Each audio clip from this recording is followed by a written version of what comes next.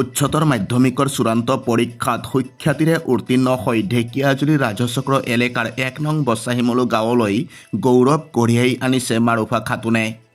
সেয়েহে আজি মাৰুফা খাতুনৰ বাসগৃহত উপস্থিত হ'ল নৰ্থ ইষ্ট আল ৰমজান ইছলামিক ফাউণ্ডেশ্যনৰ বিষয়ববীয়াসকল। মাৰুফা খাতুনৰ বাসগৃহত উপস্থিত হৈ আজি নৰ্থ ইষ্ট আল ৰমজান ইছলামিক ফাউণ্ডেশ্যনৰ বিষয়ববীয়াসকলে সম্বৰ্ধনা জনায়। ধন্যবাদ থাকিল সংবাদ কৰ্মীসকললৈ।